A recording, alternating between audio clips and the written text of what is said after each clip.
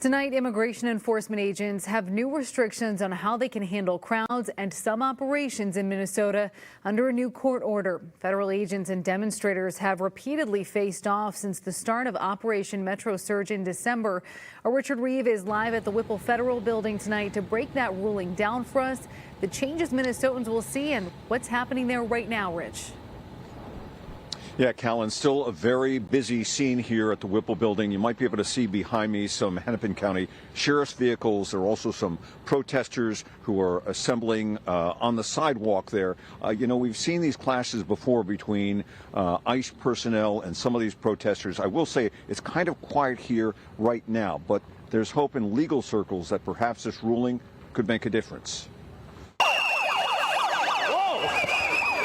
With the uptick in the ICE presence in Minnesota, a new federal ruling about federal agents' protocols in the field. What are your thoughts about this ruling? What's your impression? I think it lays out some ground rules going forward for ICE to operate within. The decision by U.S. District Judge Catherine Menendez prohibits federal immigration agents in Minnesota from arresting, detaining, or retaliating against peaceful protesters or observers. They also can't use pepper spray or other non-lethal munitions against them. She just wants to say, here's a clear line. This is what you can do. This is what you can't do. Is that, do you think, what she was trying to do? These are just some of the foundational and fundamental principles under which any law enforcement operation really needs to abide. But the injunction goes further. It says federal officers can't stop or detain drivers or passengers in vehicles with no reasonable suspicion that they're forcibly obstructing or interfering with agents. That includes those following at a, quote, appropriate distance. But these are all messy situations. Former Chief Immigration Court Judge Ryan Wood says he's concerned about clarity. What does it mean to have a reasonable distance between a protester and an arrest incident? What does it mean to have a reasonable distance between an ICE vehicle and a vehicle that's following it? The ruling follows a case filed by 6 Minnesota activist observers, represented by the ACLU. Their argument that government officers are violating the constitutional rights of Twin Cities residents.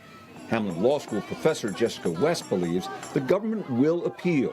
It says there's an opportunity for Homeland Security as well. To start to not only train and hand this order out to their officers who are on the ground, but to start to collect information about who's doing what, where, when, and to hold some of those people accountable. And back here live now, you can see those protesters still assembling on the sidewalk. Now, after that ruling, DHS issued a statement saying the agency was taking appropriate and constitutional measures to uphold the rule of law and protect our officers and the public from dangerous rioters. Now, the judge ordered the federal government to inform all officers about this ruling within the next 72 hours. We did reach out to DHS to see if they would appeal and if they had a plan for spreading this information about this ruling to people in the field, but we have not heard back. Reporting live, Richard Reeve, 5 Eyewitness News. Okay, thank you, Rich.